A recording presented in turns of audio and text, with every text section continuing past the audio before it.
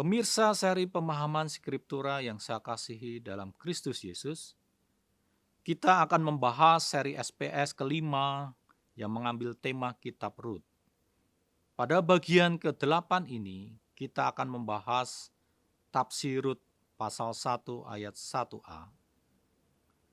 Rut pasal 1 ayat 1a berkata demikian. Alkisah pada masa ketika para hakim memerintah, ada kelaparan di negeri. Alkisah pada masa. Cerita ini tentang Rut dimulai dengan kata Wayehi. Dalam bentuk lain, kitab Ayub juga memulai ceritanya dengan Haya. Kedua kata tersebut memiliki kata kerja dasar yang sama, yaitu Haya. Kata kerja ini dipakai untuk memulai cerita, maka kata ini lebih tepat jika diterjemahkan dengan Alkisah. Alkisah seorang di tanah Uz yang bernama Ayub. Ayub pasal 1 ayat 1. Alkisah pada masa. Rut pasal 1 ayat 1.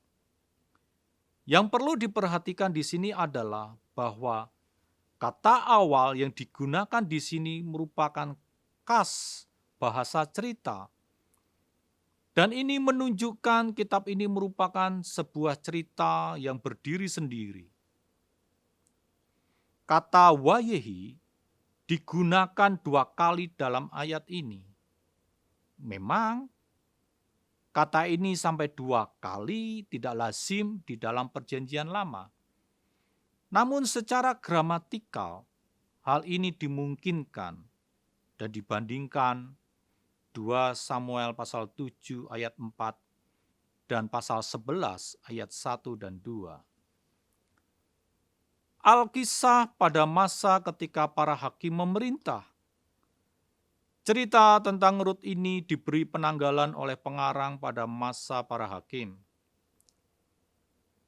Penanggalan ini memiliki maksud sebagai pengingat akan waktu tertentu di antara tahun 1200 sampai dengan 1020 sebelum Masehi. Namun terjadi ketidakkonsekuenan pencerita di dalam memberikan penanggalan ini, karena sama sekali tidak diceritakan seorang hakim di dalam kitab ini.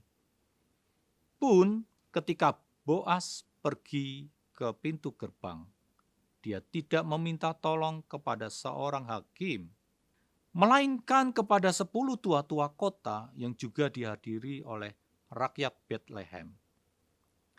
Jadi pemberian penanggalan ini lebih memiliki maksud bahwa pada masa itu adalah zaman kegelapan.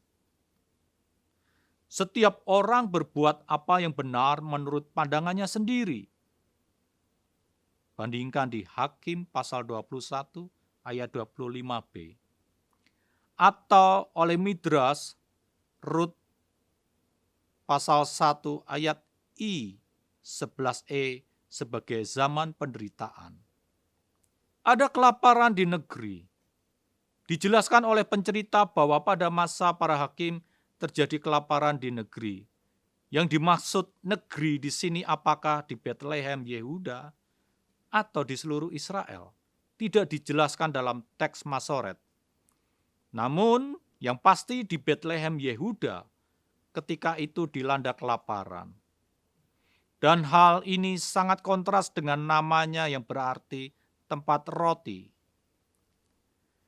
Mengenai penyebab kelaparan di sini tidak disebutkan apakah karena hama atau suatu kekeringan karena musim panas yang panjang. Suasana kelaparan di sini menempatkan posisi kitab ini paralel dengan cerita bapa leluhur Israel, bahwa Abraham, Ishak dan Yakub mengembara ke negeri asing oleh karena kelaparan di Palestina. Bagi umat Israel, kelaparan tidak hanya dimengerti sebagai bencana, namun juga memiliki makna dalam hubungan antara Tuhan dengan umatnya. Ketika Abraham pergi ke Mesir, ia dipahami sebagai pemeliharaan Tuhan bagi umatnya serta penyertaannya.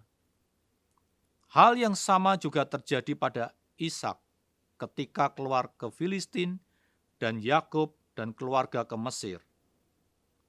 Yang menarik adalah pandangan orang Yahudi di dalam menafsir kelaparan, bahwa mereka menganggap terdapat ajaran tertentu dari Tuhan kepada umatnya dalam hal kelaparan.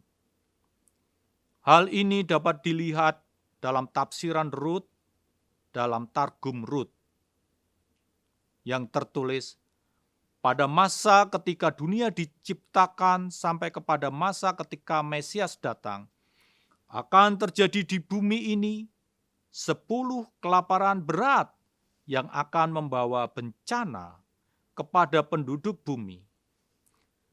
Pertama, pada masa Adam. Kedua, pada masa Lamek.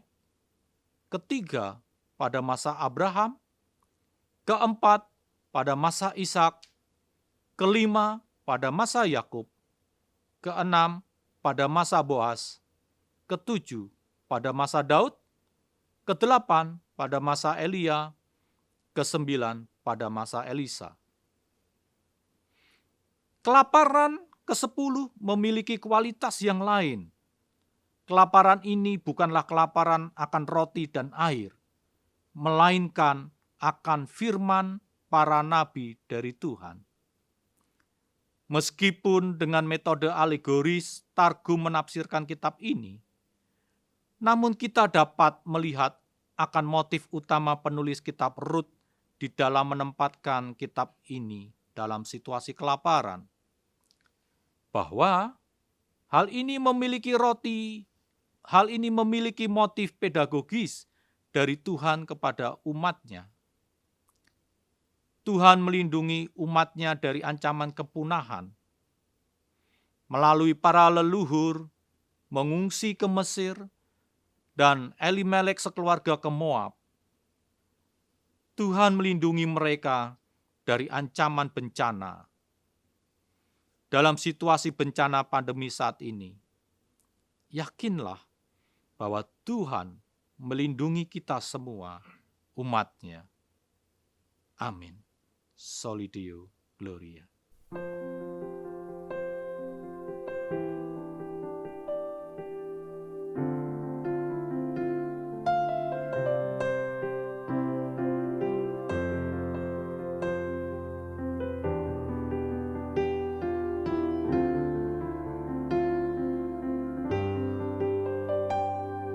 Kau hiasi kehidupanku dengan kemurahan-Mu. Kau rancangkan masa